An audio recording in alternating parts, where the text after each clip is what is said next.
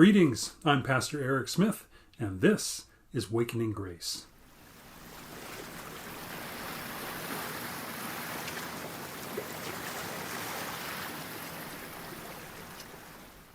Today we welcome back Emily Breathauer, who is our Director of Programs for St. Andrews by the Sea. Welcome, Emily.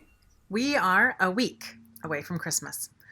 I know that this one will feel and look different than before, or at least in recent memory, and that alone doesn't bring me a lot of joy or peace.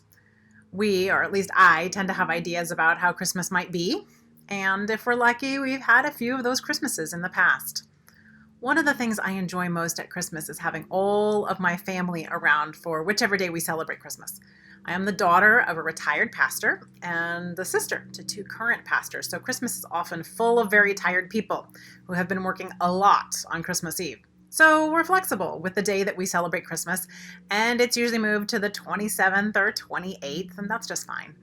I really enjoy being around everyone, and this was the year that our family would probably have gathered together for one of these big Christmases.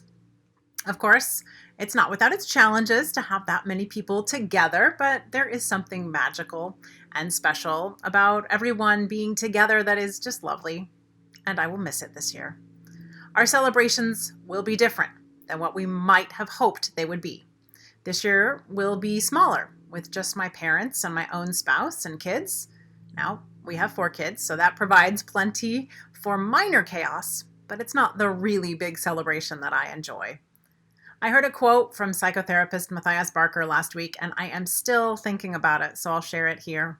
He said, "Joy includes being surprised by things as they are, not as they should be." I have ideas about how things should be, but finding joy in things as they are. I think I can do this. I can observe things just as they are without wishing for it to be different, and I can look for joy in the things that are there already. So let me share a few of the joys that I have noticed just this morning. Maybe you have some things that are similar. I woke up today, and I'm still breathing. The earth is spinning, and the sun rose into view. My cup of coffee was hot, and when I held it, it warmed me.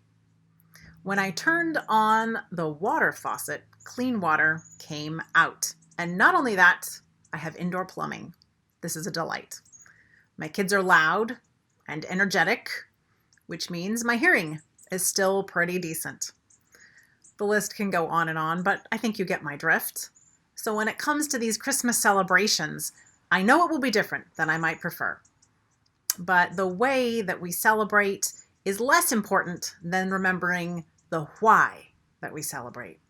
God comes into our lives at Christmas, our imperfect, messy lives, just like they are, and says to us, "I'm here, and I love you.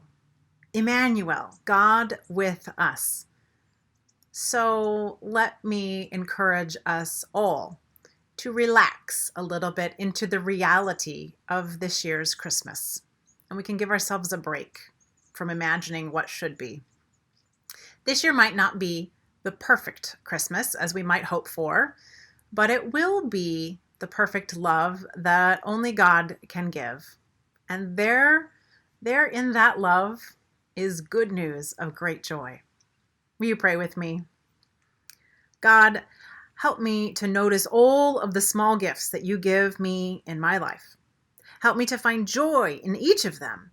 And when I forget, remind me to look at what is, because you are with me in what is right here, in the messy parts of my life and those that are neater.